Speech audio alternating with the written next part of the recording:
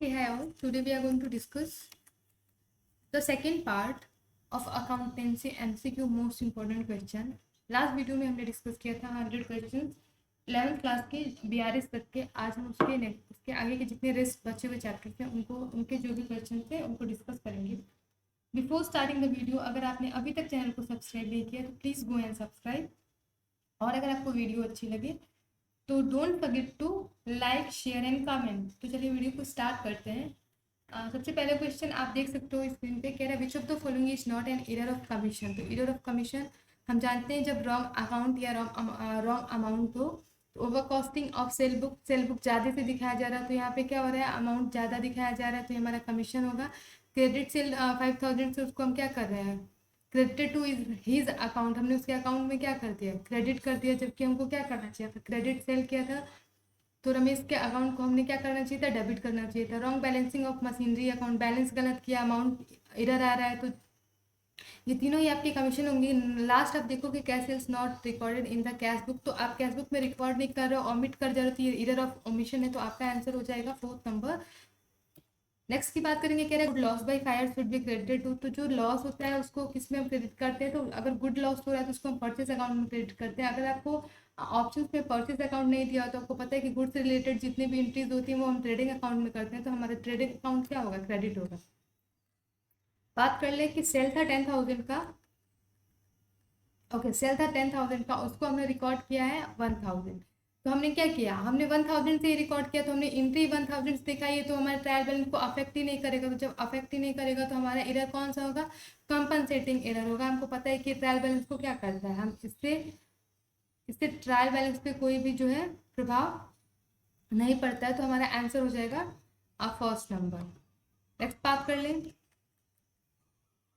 How many methods are for the preparing trial balance. Trial balance को बनाने के कितने तरीके हैं, तो इसके जो है वो 4 मेथड्स हैं जिससे कि हम ट्रायल बैलेंस को क्या कर सकते हैं, बना सकते हैं. नेक्स्ट बात कर लेते हैं. Trial balance agree its implies that. अगर ट्रायल बैलेंस एग्री करता है मतलब बोथ साइड्स अगर आपके मैच करते हैं तो वो क्या बताता है, तो क्या वो ये बताता है कि there may be 2 sides error in the books, कि हो सकता है कि दोनों साइड के एरर हो, वन साइड एरर को नहीं है और ना ही कोई अर्थमेटिकल एक्यूरेसी वाले एरर है. तो आपका जो आंसर हो जाएगा वो सेकंड हो जाएगा. ऐसा नहीं है कि ट्रायल बैलेंस आपको ये गारंटी देता है कि आपकी बुक्स में कोई एरर नहीं है, ऐसा बिल्कुल नहीं. अगर 2 साइड्स अफेक्ट हैं, जैसे कि अभी मैंने कहा कंपनसेटिंग एरर अगर होगा तो वो ट्रायल बैलेंस को अफेक्ट नहीं करेगा, तो आपका आंसर हो जाएगा सेकेंड. ओके, फाइनली अब बात कर लेते हैं. कह रहे trial balance might match in spite of presence of. तो कह रहे कि किसके प्रेजेंस में वो फिर भी मैच कर सकता है, तो अभी अभी मैंने आपको बताया अगर कौन सा हो, अगर आपका एरर ऑफ ओमिशन हो या अगर आपका एरर ऑफ ओमिशन हो या एरर ऑफ कंपनसेटिंग एरर भी हो तो भी आपका ट्रायल बैलेंस क्या करेगा, मैच करेगा. तो इसमें कंपनसेटिंग एरर दिया नहीं है, आप कौन सा लगाओगे, आपका जो आंसर हो जाएगा वो फर्स्ट हो जाएगा, एरर ऑफ कंप्लीट ओमिशन. आप भूल ही चुके, जब भूल चुके तो उसको रिकॉर्ड ही नहीं करोगे. कह रहे रेक्टिफिकेशन एंट्रीज आर पास इन. जब भी रेक्टिफिकेशन एंट्री आप कहाँ पास करते हो, तो जो भी रेक्टिफिकेशन एंट्री होती है उनको हम जनरल प्रॉपर में पास करते हैं. ये क्वेश्चन पूछे जाते हैं एग्जाम में. आप बीएड ले लो, कोई भी यूजी की एंट्रेंस एग्जाम ले लो, उसमें ये पूछे जाते हैं. विच of the following is prepared on the basis of trial balance. Trial balance के बेसिस पे हम कौन से अकाउंट बनाते हैं, तो हम सबने पता है कि आफ्टर ट्रायल बैलेंस हम कौन सा अकाउंट बनाते हैं, हम जो है फाइनल अकाउंट्स बनाते हैं. तो हमारा आंसर हो जाएगा थर्ड. नेक्स्ट की बात करें. क्या wages paid for the installation of new machinery is debited to wages account. It is, तो कह रहा है कि अगर हमने क्या किया, हमको किस में करना चाहिए था, हमको मशीनरी में करना चाहिए था, पर हमने उसको किस में दिखाया, वेजेज में दिखाया. अकाउंट गलत दिखा रहा है. जब भी अकाउंट गलत दिखा रहा है तो हम क्या करेंगे, एरर ऑफ प्रिंसिपल करेंगे. और जब भी अगर कभी ऐसे आता है कि अमाउंट गलत दिखाता है तो वहाँ पे आप एरर ऑफ कमीशन करोगे.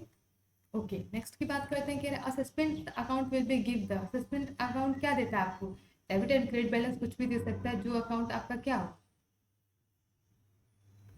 जिस अकाउंट में आपके प्रॉब्लम होगी तो वो ऐसा, इसमें कोई फिक्स नहीं है कि आपका असेसमेंट अकाउंट जो है आपका डेबिट या क्रेडिट बैलेंस ही देगा.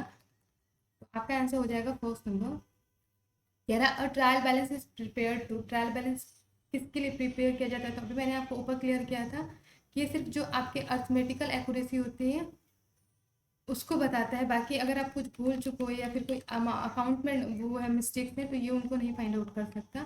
नेक्स्ट की बात करेंगे, कह रहे the error which can be disclose by trial balance, कौन सा एरर है जो ट्रायल बैलेंस के द्वारा फाइंड आउट किया जाएगा। तो देखो एरर ऑफ ओमिशंस नहीं, एरर ऑफ प्रिंसिपल भी नहीं, कंपनसेटरी एरर, तो ये तीनों ही हमको पता है कि ये तीनों ही जो एरर्स होते हैं ट्रायल बैलेंस को अफेक्ट ही नहीं करते, तो हमारा आंसर हो जाएगा नन ऑफ दीज। नेक्स्ट की बात कर लें अगर हम, कह रहे trial balance is, trial balance क्या है, तो ये जो है ये एक स्टेटमेंट है, कभी इसको गलती से आप अकाउंट नहीं लगाना। ये हो गया बीआरएस हो गया, ये सारे स्टेटमेंट है, ये कोई अकाउंट नहीं होते, कोई प्रिंसिपल बुक्स नहीं होते, तो आप ये अपने माइंड में रखना, क्योंकि पूछे जाते हैं थोड़े से ट्रिकी क्वेश्चन पूछे जाएंगे, आप कंफ्यूज हो जाओगे कि यार ये स्टेटमेंट होते हैं या अकाउंट होते हैं, आपने इनको बनाया है बट आप क्लियर नहीं हो। और तो दो चीज़ें बेसिकली पूछी जाती हैं, जो बीआरएस होता है वो भी हमारा स्टेटमेंट होता है, जो ट्रायल बैलेंस होता है वो भी हमारा स्टेटमेंट होता है। ओके, कह रहा trial balance show, trial balance क्या शो करता है, तो आपको अभी मैंने ऊपर क्या बताया कि ट्रायल बैलेंस किसको करता है, ट्रायल बैलेंस में कोई भी साइड हमारा अनबैलेंस हो सकता है, तो वो किसको शो करेगा, इधर डेबिट और क्रेडिट, तो आपका आंसर हो जाएगा, sorry both debit and credit, just क्योंकि वो हमारा किसी भी उसको आंसर को वो कर लेगा, तो आपका आंसर हो जाएगा both debit and credit balance. Next की बात करते हैं, if good worth 100 gifts as a charity should be credited to, तो जब आप गुड को एज अ चैरिटी दोगे तो गुड आपका जाएगा, गुड जब आपका जाएगा तो आपको पता है कि गुड हमारा क्या होता है, रियल अकाउंट होता है, और जब भी रियल अकाउंट गोज आउट होता है तो क्या होता है, क्रेडिट होता है। नेक्स्ट की बात कर ले, year committed by omitting entries in general book is called, अगर आप भूल जाते हो तो आप उसको क्या कहते हो, हम सभी को पता है कि जब भी हम कोई एंट्री करना भूल जाए तो उसको हम एरर ऑफ ओमिशन कहते हैं, तो the answer is third. Okay, which of the following error will be rectified through suspense account, इसमें से कौन सा एरर है जिसको हम सस्पेंस अकाउंट के द्वारा बना सकते हैं, तो sales return book undercast किया गया है 1000 से, okay. Sales return by Madhu record ही नहीं किया गया, तो जब रिकॉर्ड नहीं किया गया तो सस्पेंस अकाउंट नहीं करेंगे। सेल्स रिटर्न मधु, ये यहाँ देखो ये एरर ऑफ ओमिशन है, ये एरर ऑफ कंपनसेटिंग एरर है, मधु 1000 रिकॉर्डेड परचेज रिटर्न अकाउंट, तो हमारा एक ही है जिसको हम सस्पेंस अकाउंट खोल के कर सकते हैं, क्योंकि अंडर कास्ट किया गया तो हम इसको फिर से री एंट्री करके जितने से अंडर कास्ट किया गया उतना कर देंगे, तो जो हमारा आंसर हो जाएगा वो हो जाएगा, the answer is first. Okay, next की बात कर ले, कह रहा था error of complete omission permit, तो किसको परमिट करता है, तो देखो अगर आपने बिल्कुल आप भूल चुके हो तो ना आपका ट्रायल बैलेंस इफेक्ट होने वाला है, ना आपका बैलेंस शीट इफेक्ट होने वाला है, तो आपका जो आंसर होगा वो ऑल ऑफ द एबव हो जाएगा, क्योंकि कुछ भी हमारा इफेक्ट नहीं होगा, हमें ये वाला एरर कभी भी फाइंड आउट हम नहीं कर सकते अनटिल एंड अनलेस हमें ये याद ना आ जाए कि हम इसको रिकॉर्ड करना भूल चुके हैं। नेक्स्ट की बात करें अगर, तो कह रहा है आर एस मतलब ₹2000 paid as wages for erecting a machine should be debited to, आपने पेड किया है, ऐसा कुछ नहीं कहा है कि एट द टाइम ऑफ आपने क्या किया है, इंस्टॉलेशन किया है, तो कह रहे हैं कि आप क्या, जस्ट मिनट, डेबिटेड टू कह रहे हैं, तो अगर आपने मशीन को इरेक्ट करने में उसको ठीक कराने में कहा है तो आपका किस में आएगा, वो मशीनरी अकाउंट में। ये क्वेश्चन सबसे ज़्यादा पूछे जाते हैं, इंस्टॉलेशन दे देगा, इरेक्टिंग दे देगा, ताकि आप कंफ्यूज हो जाओ जब भी, लेकिन आपको इसके साथ कंफ्यूज नहीं होना है, क्योंकि मशीन को कभी भी इरेक्ट कराएंगे तो यही माना जाता है कि at the time of installation कराया जा रहा है, इंस्टॉलेशन के टाइम पे वो अमाउंट जो होता है वो मशीन के जो भी अमाउंट होता है उसमें इंक्लूड करते हैं। Here is the trial balance does not tally after many efforts, then following account is open, तो जब ट्रायल बैलेंस नहीं वो करता है, बैलेंस नहीं होता है, मैच नहीं करता है, तो हम एक ही अकाउंट बनाते हैं सस्पेंस अकाउंट, और वहाँ हम उसको मैच करते हैं। Okay, preparation of trial balance is, trial balance बनाना क्या कंपलसरी होता है या वो होता है, तो ये ऑप्शनल होता है, अगर आपको जानना है कि आपकी अर्थमेटिकल एक्यूरेसी है कि नहीं तो आप बना लो, अदरवाइज आप नहीं बना सकते हो। तो यहाँ पे जो है ट्रायल बैलेंस से रिलेटेड और ओमिशन या कमीशन से रिलेटेड जितने भी एरर्स थे वो उसका चैप्टर खत्म हो चुका है। अब नेक्स्ट बात करेंगे हम डेप्रिसिएशन से रिलेटेड जितने भी मोस्ट इंपॉर्टेंट क्वेश्चन एग्जाम के पॉइंट ऑफ व्यू से बन सकते हैं। फिर which of the following method of depreciation is not recognise by income tax law, तो इसमें से कौन सा है जो इनकम टैक्स के द्वारा मतलब नहीं माना जाता है, जो हमारा आंसर है नन ऑफ दीज होगा इसका, क्योंकि दोनों ही मेथड्स जो होते हैं वो माने जाते हैं, क्योंकि हम दोनों मेथड का यूज़ कर सकते हैं अकाउंट में।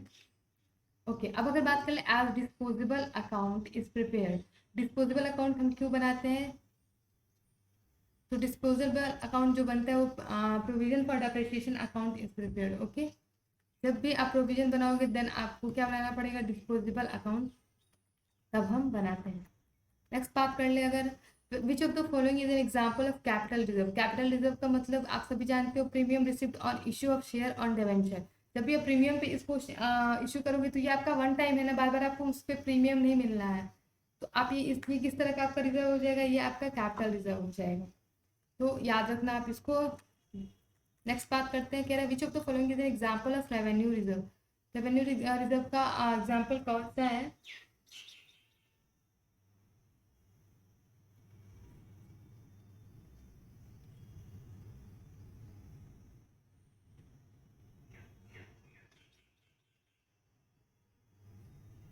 आप मुझे कमेंट बॉक्स में कमेंट करके बताना। एक्चुअली आई फॉरगेट दैट, तो अभी मुझे थोड़ा सा कंफ्यूजन है, आप इसको कमेंट करके मुझे बताना।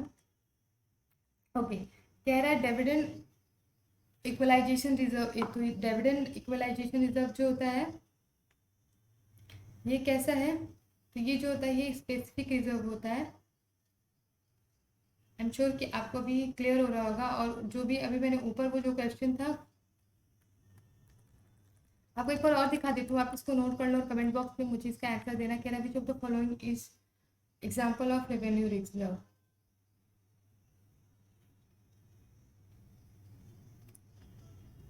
नेक्स्ट की बात करें, कह रहे general reserve are shown in. तो जनरल रिजर्व हम कहाँ दिखाते हैं, तो हम सभी को पता है कि जनरल रिजर्व हम कहाँ दिखाते हैं, बैलेंस शीट के कहाँ दिखाते हैं, लाइबिलिटी साइड में दिखाते हैं। तो हमारा जो आंसर हो जाएगा वो बैलेंस शीट हो जाएगा। आपको अगर बैकग्राउंड साउंड आ रहा है प्लीज इग्नोर इट, अभी मॉर्निंग का टाइम है और इसकी वजह से जो आपको बैकग्राउंड साउंड है वो आ रहा है। ओके, कह रहे according to the companies act 1956,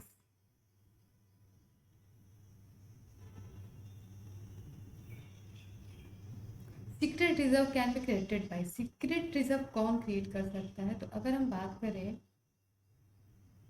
कि 1956 की जो कंपनी एक्ट है उसके अकॉर्डिंग, तो बैंकिंग और इंश्योरेंस कंपनी सिर्फ ऐसी हैं जो सीक्रेट रिजर्व क्या कर सकती हैं, क्रिएट कर सकती हैं, तो इसको आप माइंड में रखना।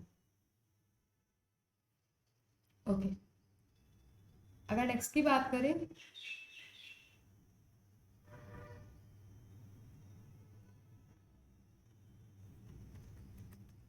ओके पता नहीं आप लोग इसका आंसर दे पाओगे कि नहीं दे पाओगे, अगर नहीं दे पाओगे तो मैं ही दे देती हूँ। इसका जो आंसर हो जाएगा इन्वेस्टमेंट फ्लक्चुएशन फंड, क्योंकि इन्वेस्टमेंट से जो भी आपको चीज़ें मिलेंगी क्या होगी, वही हमारा रेवेन्यू रिजर्व होगा। रेवेन्यू का मतलब क्या हो, बार बार जो रिकरिंग हो, तो उसके लिए आप क्या रिजर्व बनाते हो, तो उसके लिए हम क्या बनाएंगे, रिजर्व बनाएंगे, इन्वेस्टमेंट फ्लक्चुएशन रिजर्व। ओके, क्योंकि अभी तक आप कमेंट बॉक्स में कमेंट नहीं कर पाए। ओके, नेक्स्ट बात करेंगे तो loss on sale of an assets is debited to. तो जब भी एसेट्स पे कोई आपको लॉस होता है तो वो हम उसको डेबिट करेंगे हमेशा प्रॉफिट लॉस अकाउंट से, ये आप याद रखना।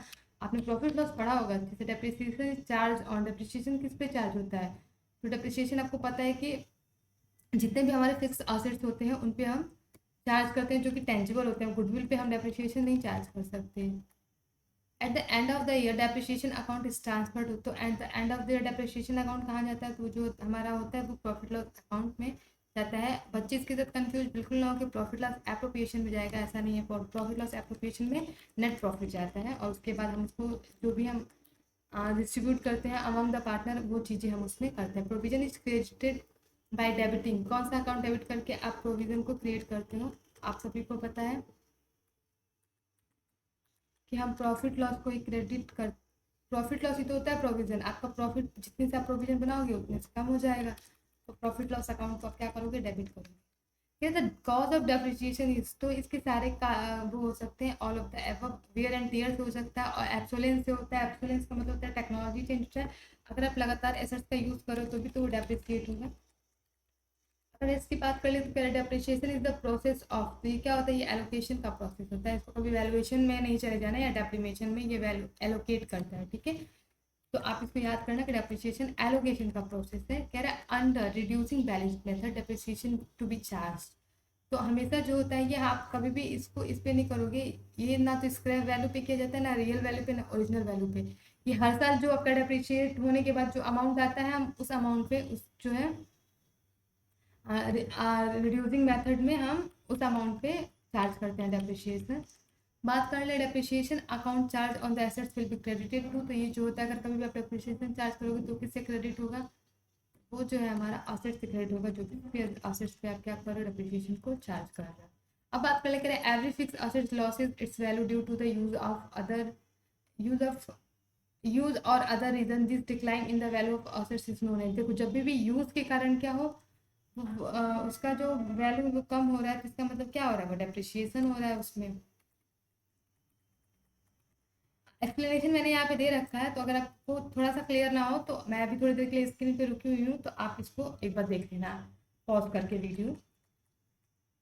ओके, नेक्स्ट बात करते हैं following are the causes of depreciation except. कौन कौन से कारण हो सकते हैं डेप्रिसिएशन के, तो देखो वियर एंड टीयर होता है, ठीक है, inspirational of legal rights, okay, obsolescence, normal factors. तो हमारा जो आंसर हो जाएगा नॉर्मल फैक्टर्स नहीं होते हैं, तो आपका आंसर हो जाएगा आंसर इज बी।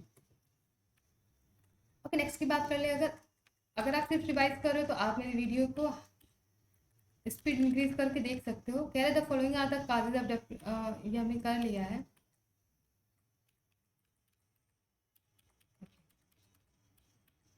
कह रहे an alternative term use for accumulated depreciation expenses. तो ये जो होता है हमारा जो भी होता है उसके लिए हम क्या बनाते हैं, प्रोविजंस बनाते हैं, ताकि अगर हमको कभी डेप्रिसिएशन एक्यूमुलेट करना हो, डेप्रिसिएशन के एक्सपेंसेस को बियर करना हो, तो जो उसका दूसरा अल्टरनेटिव होता है वो प्रोविजंस। उससे बढ़िया है कि हम डेप्रिसिएशन के लिए प्रोविजन बना दें।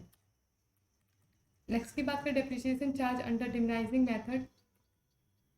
इसमें आपको क्या करेगा, आप मैंने अभी बताया कि आप जब डेप्रिसिएशन चार्ज करोगे इस साल का, उसमें जितना डेप्रिसिएशन निकलेगा उसको आप जो बुक वैल्यू रहेगी उससे माइनस करोगे, और उसके बाद नेक्स्ट ईयर जो आया रहेगा डेप्रिसिएशन माइनस करने के बाद उस अमाउंट पे करोगे। तो डिक्रीज एवरी ईयर होता है, इसमें स्ट्रेट लाइन की तरह सेम नहीं रहेगा, हर साल कम होता जाता है आपका डेप्रिसिएशन अमाउंट। कह रहे बच्चों the following is not a type of reserve. तो कौन सा आपका टाइप ऑफ रिजर्व नहीं है, तो प्रोविजन फॉर बैड डेट्स ही आपका रिजर्व नहीं होता है, बाकी सारे आप क्या करते हो, रिजर्व बनाते हो। इनको अगर आप 12th में पढ़े होंगे तो बाद में इनको हम क्या करते हैं, अगर ये बच्चे होते हैं, इन पे कोई क्लेम नहीं होता है, तो इनको हम जो भी ओल्ड पार्टनर होते हैं, अगर किसी नए पार्टनर का एडमिशन होता है तो ओल्ड पार्टनर इसको आपस में ओल्ड रेशियो में बांट लेते हैं। कह रहे what is the depreciation. Depreciation क्या होता है, तो मैंने अभी आपको बताया था cost of using fix assets. आप फिक्स असेट्स को यूज करें तो उसकी क्या कॉस्ट जो है वो लग रही है, उसको हम डेप्रिसिएशन कहते हैं। ओके, क्या डेप्रिसिएशन, जस्ट अ मिनट, क्या depreciation helps in determine. Depreciation क्या हेल्प, किस चीज़ को हेल्प करता है, तो ये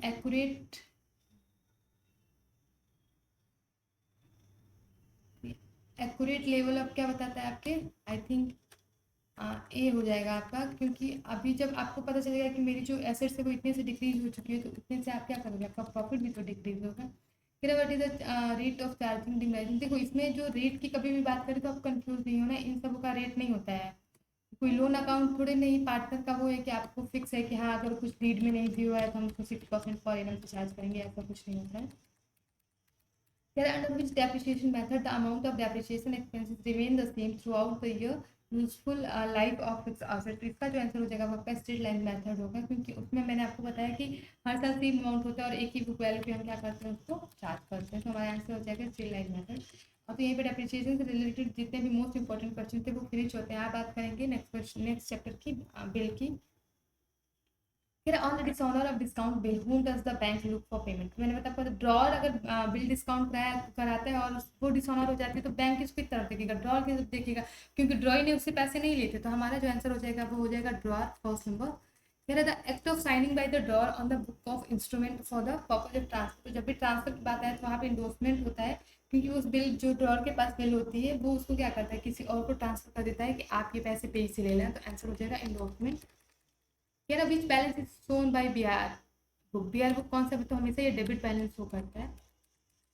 और home the trade bill drawn. Trade bill किसके द्वारा ड्रॉन किया जाता है, जो ट्रेड बिल होता है वो डेटर्स पे ड्रॉन किया जाता है, उनके क्रेडिटर्स के द्वारा। The party who is entitled to receive the cash of bill receivable is called. आपको पता है कि तीन पार्टीज मेनली होती हैं, ड्रॉ, ड्रॉई एंड पेई। तो जो उस पैसे को लेने के लिए मतलब जिसको पैसा मिलना होता है उसको हम ड्रॉर कहते हैं।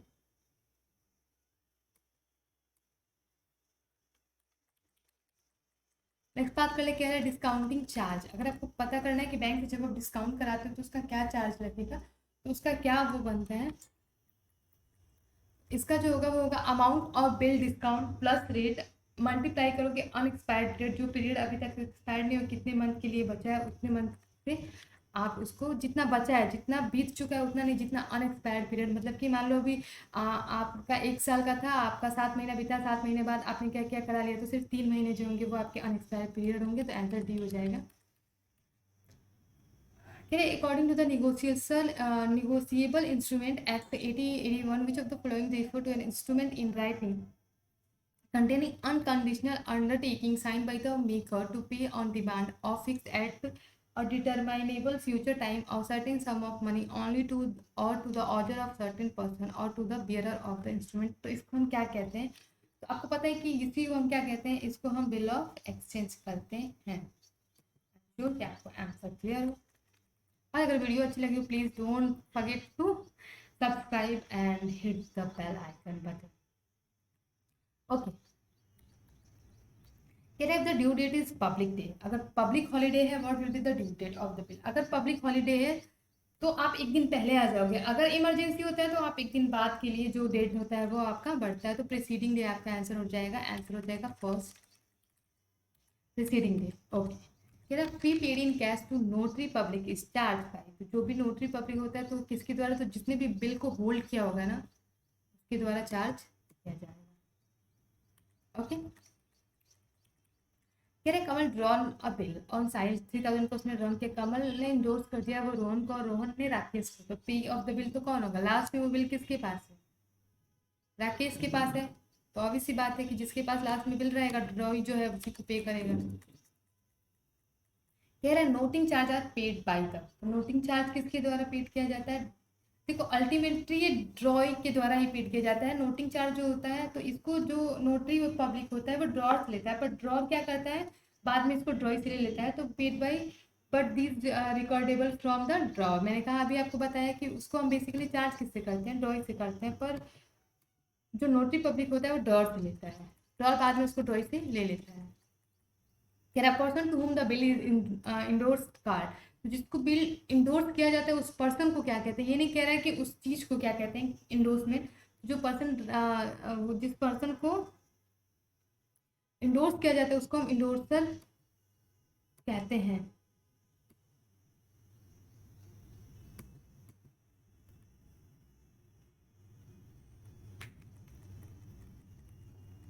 क्या जस्ट अ मिनट, क्या है what are the parties to a bill of exchange. अभी अभी मैंने आपको बताया कौन कौन से पार्टी होते हैं, ड्रॉर होता है, ड्रॉई होता है एंड पेई होता है, तो यहाँ पे आपको एक ही जगह दिख रहा है ड्रॉ, ड्रॉई एंड पेई, तो आपका आंसर हो जाएगा सी। आई एम श्योर कि आंसर यही है, yes I am right, ड्रॉई draw पेई।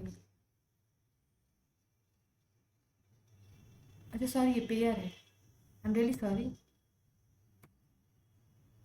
पेई मैंने पेयर नहीं देखा, आंसर हो जाएगा ए। आप बस ये याद रखना, देखो मैं बता भी रही हूँ और मैंने ही गलत टिक कर दिया, एग्जाम्स में ऐसा ही होता है, वो इतना देखो पेयर लिखा तो मैं पे ही पढ़ रही थी उसको। ये which will be not allowed 3 days of grace, सबसे ज़्यादा पूछे जाने वाला क्वेश्चन है कि किसमें जो 3 days ऑफ ग्रेस होते हैं, 3 दिन का जो ग्रेस पीरियड होता है वो नहीं होता है, तो बिल एट साइट पे 3 days का ग्रेस पीरियड नहीं होता है।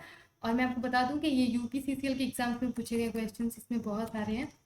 अब बात कर लें the purpose of accommodation bill is, तो ये क्या होता है फाइनेंस, इसका जो होता है कि जो दोनों पार्टी होती है उन दोनों को क्या होती है फंड की ज़रूरत होती है और वो दोनों एक दूसरे की हेल्प करती है, तो एकोमोडेशन बिल इसीलिए बनाया जाता है। क्या है it is a period of time after which a bill become payable, तो कौन सा पीरियड होता है, तो वो एक टेन्योर होता है, उसके बाद क्या होता है वो बिल्स जो होता है वो पेएबल होता है, तो उसको हम टेन्योर कहते हैं। बहुत लोग इसमें ग्रेस डेज लगा देंगे, तो कभी ग्रेस डे मत लगाना क्योंकि बिल एट साइड में ग्रेस डे होता ही नहीं, तो उसको हम क्या कहेंगे टेन्योर का मतलब होता है कि एक पीरियड उसके बाद आपको बिल पे करना है। कह रहा है the drawer is needed of money and can not wait till due date and receive the money from the bank is called. तो उसको कहते हैं कि मान लो उसको अभी पैसे चाहिए और पे जो है उसका अभी पे नहीं कर पाएगा और टाइम भी नहीं हुआ, तो क्या करेगा, वो बैंक से डिस्काउंट कर लेगा। बैंक उसको कुछ डिस्काउंट पे कम पैसे दे के उसको बिल जो है वो डिस्काउंट कर देती है। कह रहा है in the case of endorsement of bill the endorser debit किसको करता है, क्रेडिटर।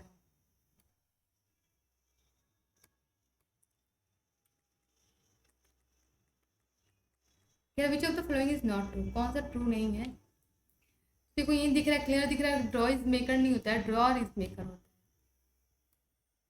आगे और सभी पढ़ लेते हैं, कोई डिफरेंस नहीं होता है। Appearance of trade and accommodation बिल्कुल सेम होता है। The bill of exchange must be accepted, हाँ होना चाहिए एकोमोडेशन बिल। हाँ इमेजिनरी ट्रांजेक्शन होते हैं, क्योंकि मैंने आपको बताया कि क्या होता है इसमें एक्चुअल में कोई किसी के बीच में ट्रांसफर नहीं करता है, क्योंकि इनको फंड की जरूरत होती है, तो ये सिर्फ दिखावे के लिए एक दूसरे को ट्रांसफर करते हैं। कह रहा when accept when an acceptor refuse to pay the amount of bill to the holder of the bill on its maturity, मतलब वो जो बिल पे करने में क्या हो जाए, असक्षम हो जाए, सक्षम ना हो, तो उसको हम क्या कहते हैं, उसी को हम कहते हैं डिसऑनर ऑफ बिल। तो हमारा आंसर हो जाएगा बी, डिसऑनर ऑफ बिल। फिर bill of exchange is an, अगर बिल क्या, ये एक अनकंडीशनल ऑर्डर होता है, कभी इसको प्रॉमिस नहीं कर देना गलती से।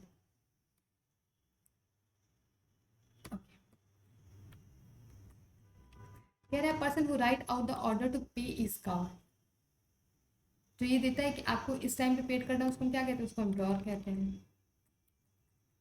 कह रहा है when a drawer discount the bill he gets, जब भी आप बिल डिस्काउंट करोगे, मैंने भी आपको कहा कि वो कम पैसे देता है। कम पैसे का मतलब जितना आपको लेना था उससे कम आपको मिलेगा डिस्काउंट, तो बैंक जो है वो चार्ज करेगा आपको बिफोर पे करने का। कह रहा है in the case of term bill extra 3 days are given to acceptor are called, जो एक्स्ट्रा 3 days दिए जाते हैं उसी को हम क्या कहते हैं, डेज ऑफ ग्रेस पीरियड कहते हैं। हमारा आंसर सी हो जाएगा। कह रहा है how many parties are involve in case of discounting bill, वहाँ पे 2 होती है, एक ड्रॉर होता है और दूसरा क्या होता है, बैंक। बिल ऑफ एक्सचेंज है, कितने पार्टीज होते हैं, मैंने आपको बताया 3 होते हैं mainly, draw drawee and pay. The party which is recorded to pay the amount of bill exchange is called, उसको हम क्या कहते हैं, जिसको पे करना होता है उस बिल को, उसको हम ड्रॉई कहते हैं।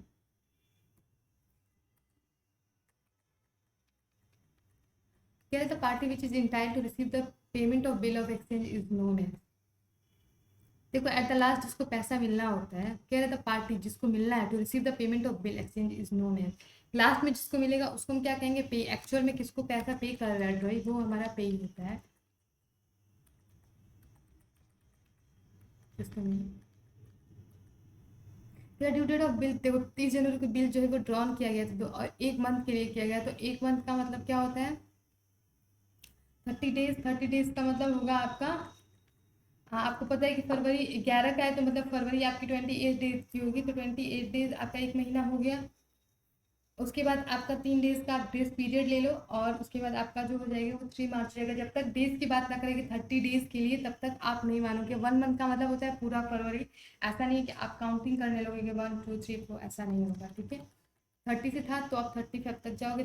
1 महीने का मतलब होता है 1 महीना, और उसमें 1 महीना नहीं होता, उसके बाद आप 3 days ऑफ ग्रेस पीरियड जोड़ लोगे, और देखो मैंने यहाँ पे लिखा है 1 month plus 3 days, so the bill will be only after 1 month and 3 days 3rd March। 1 महीना पूरा आपका फरवरी का हो जाएगा पूरा 28 तक, और प्लस 3 days मार्च के। अगर ऐसे बोलता है कि 30 आफ्टर 30 days, तब आप ऐसे कैलकुलेट करते कि 28 days फरवरी का, एक दिन आपका जनवरी में बच रहा है, तो ये हो गया 29, एक आपका मार्च में जाएगा, तो ये हो गया 30। आफ्टर 3 हम जब प्लस करेंगे तो 4 मार्च आता है, तो ये आपका तब ऐसे होता है। लेकिन इसमें मंथ की बात किया, मंथ में हमेशा हम मंथ लेंगे। इसमें हम नहीं देखेंगे कि वो 28 days का है या 29 days का है। क्या the promissory note should be sign by, किसके द्वारा प्रोमिसरी नोट साइन होना चाहिए, जो भी प्रॉमिस कर रहा है कि मैं आपको इस टाइम पे बिल पे कर दूंगा, उसके द्वारा जो है प्रोमिसरी नोट साइन होना चाहिए। एक निगोशिएबल इंस्ट्रूमेंट होता है, रिटन में होता है, और ये देखो साइन होता है वो प्रॉमिस टू पे, ठीक है। तो अनदर पर्सन फिक्स अमाउंट, जो ये प्रॉमिस करता है कि इतने टाइम के बाद मैं आपको इतने पैसे दे दूंगा। Dishonour of discount bill who does the bank look for payment, मैंने आपको ऊपर करा दिया है, आप इसका आंसर मुझे कमेंट बॉक्स में दोगे। मैंने आपको ये भी करा दिया है कि while calculating date of bill how many days are added to the period of the bill, 3 days करते हैं, और इसी 3 days को हम ग्रेस पीरियड कहते हैं। कह रहा है encashing the bill before the due date is called. तो मैंने आपको बताया था, क्या बताया था, डिस्काउंटिंग ऑफ बिल। सिर्फ लैंग्वेज चेंज करेंगे, चीज़ें वो यही देने वाले हैं, आपको लैंग्वेज को समझना है sorry. Bill of exchange renew generally at the request of, किसकी रिक्वेस्ट पे? तो ऑब्वियस सी बात है कि ड्रॉई अगर कह रहे हैं कि मैं इस टाइम तक पे नहीं कर पाऊंगा, आप इसको प्लीज रीन्यू कर दो, तो किसकी रिक्वेस्ट पे होगा? ड्रॉई की रिक्वेस्ट पे होगा। कह रहा bill of exchange can not B, bill of exchange को आप क्या नहीं कर सकते, तो इसको रिफ्यूज नहीं कर सकते। तो यहाँ पे जितने भी बिल ऑफ एक्सचेंज से रिलेटेड मोस्ट इंपॉर्टेंट क्वेश्चन थे, जो कि सबसे ज़्यादा एग्जाम्स में पूछे जाते हैं, वो मैंने डिस्कस कर लिया। अब हम नेक्स्ट चैप्टर की बात करेंगे। कह रहा outstanding expenses are related to, जो हमारे आउटस्टैंडिंग होते हैं वो हमारे करंट ईयर से रिलेटेड होते हैं, हम सब में पता होता है। हमारा आंसर हो जाएगा फर्स्ट।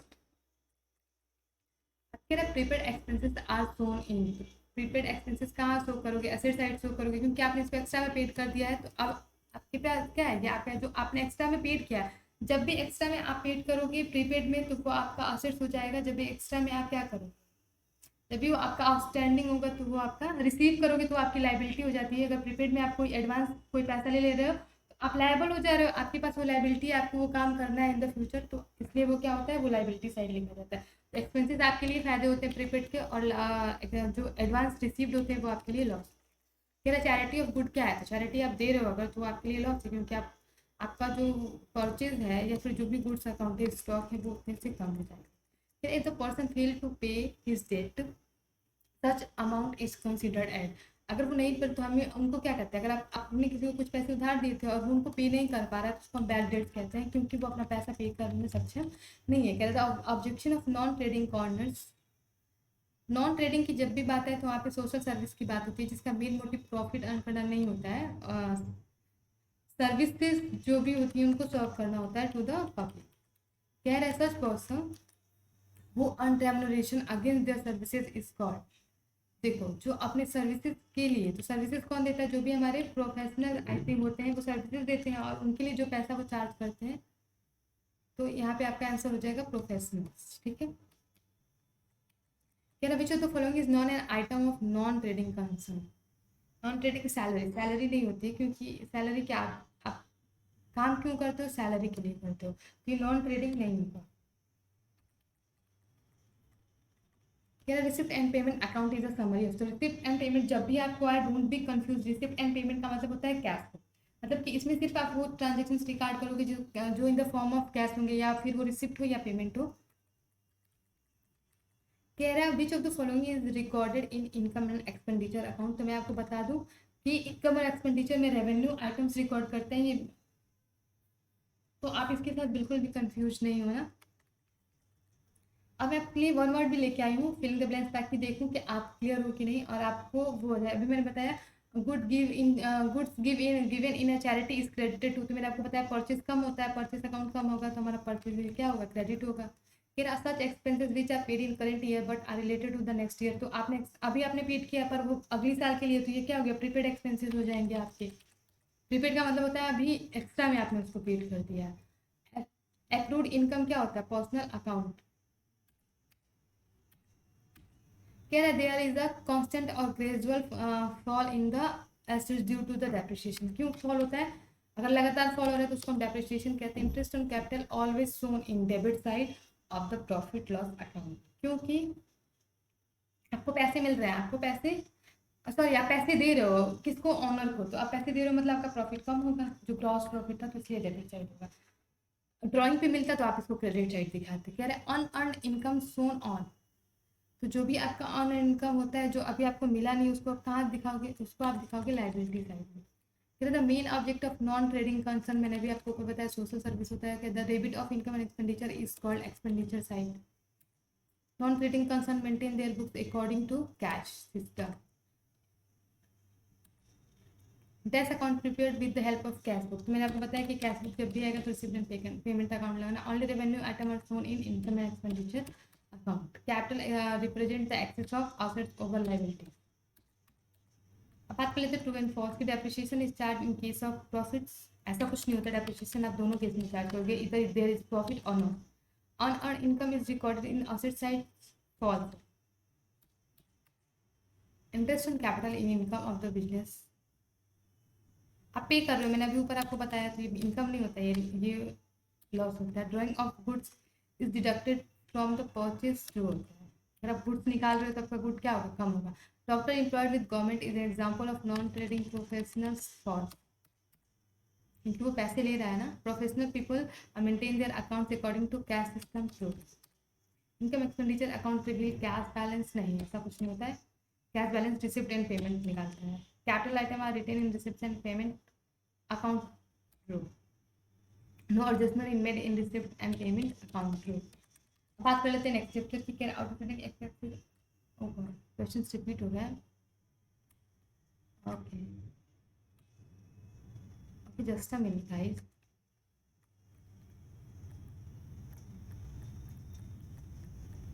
सॉरी, वो एक दो क्वेश्चन मेरे को लग रहा है गलती से रिपीट हो गए। नेक्स्ट करेंगे जो आपके नए चैप्टर इंक्लूड हुए कंप्यूटर से रिलेटेड, वो सारे हम करने वाले हैं। क्या है, what are the feature of computerise accounting system. इसके क्या फीचर है। इसका जो मेन फीचर है वो है it generate a print out of purchase and sale invoice. इससे आपको क्वेश्चंस मिलेंगे क्योंकि ये चैप्टर्स अभी नए नए इंक्लूड हुए हैं। कह रहा which is not an advantage of computerise accounting system. कह रहे कौन सा एडवांटेज नहीं है। तो हाई स्पीड होता है, तो हमारा जो आंसर हो जाएगा वो हो जाएगा कि ट्रेनिंग कॉस्ट क्या होता है, रिड्यूस करता है। ऐसा नहीं है, आप सब लोग कंप्यूटर नहीं जानते तो सबको सिखाना पड़ेगा कंप्यूटर। क्या what are the type of computerise account system. तो कह रहा है कि सारे जो है कि ready to use software, customise software and tailored, ये सारे क्या है, सारे टाइप्स हैं। तो ऑल ऑफ द अबव आपका आंसर हो जाएगा। क्या what is the advantage of tailor made software. तो हाई सिक्रेसी ऑफ डाटा होता है। अगर आपसे पूछ रहा है कि टेलर मेड सॉफ्टवेयर का यूज़ करते हो तो वहाँ पे डेटा जो होते हैं वो बहुत सीक्रेट वो होते हैं, इजिली कोई उसको नहीं फाइंड आउट कर सकता। क्या what are the factors to be considered while source accounting software. कौन कौन से फैक्टर्स होते हैं। तो बोथ ए एंड बी होगा, फ्लेक्सिबिलिटी होती है एंड एडॉप्टेबिलिटी होती है। तो आपका आंसर हो जाएगा टी। अब बात कर ले कि Ram want to install a computerised accounting system but his budget is low, which software he should opt for. अगर बजट कम है आप क्या यूज़ करोगे, रेडी टू यूज सॉफ्टवेयर। मतलब कि ये आपको ये बता रहा है कि जो रेडी टू यूज सॉफ्टवेयर है वो चीप है कहीं ना कहीं। If an organization wants to develop computerized accounting system according to its needs as business organization is complex, which software should opt for। तो अगर वो ऐसा चाहता है और अपने सुटेबल, तो उसको क्या टेलर मेड सॉफ्टवेयर यूज़ करना चाहिए, क्योंकि आपको पता है कि इसमें क्या होती है, सिक्रेसी बहुत ज़्यादा होती है। What are the feature of computerise accounting software. तो उसके सारे फीचर होते हैं। क्या होती है, storage accounting of data and online input, instantly produce different reports, group different account, बहुत जल्दी जल्दी करता है। नेक्स्ट की बात करेंगे। कह रहा है the dash of vendor is also important factor to consider while opting a computerise accounting system. तो लेवल ऑफ प्रॉफिट आप देख लो कि आपकी इनकम का क्या है, वो आपके बजट में है कि नहीं है। कभी भी आप कौन सा सॉफ्टवेयर कंप्यूटराइज यूज़ करने वाले। Software must be easy to, तो सारा होना चाहिए कि आप उसको इंस्टॉल कर पाओ, एडॉप्ट कर पाओ और साथ ही साथ समझ पाओ। भी जब समझ नहीं पाओगे तो उसे यूज़ कैसे करोगे, कॉमन सेंस के साथ, है ना। ओके, कह रहा है state three concept of structuring database for accounting. अगर थ्री कॉन्सेप्ट की बात करें तो the three concept of structuring database for accounting ये होते हैं documentation of transaction, computerise accounting and accounting database. Define, ये आप मुझे बताओगे, define data processing cycle. Next की बात करके what are the steps required in data processing cycle. तो इसका जो आंसर है वो है source of document, input of data, data storage,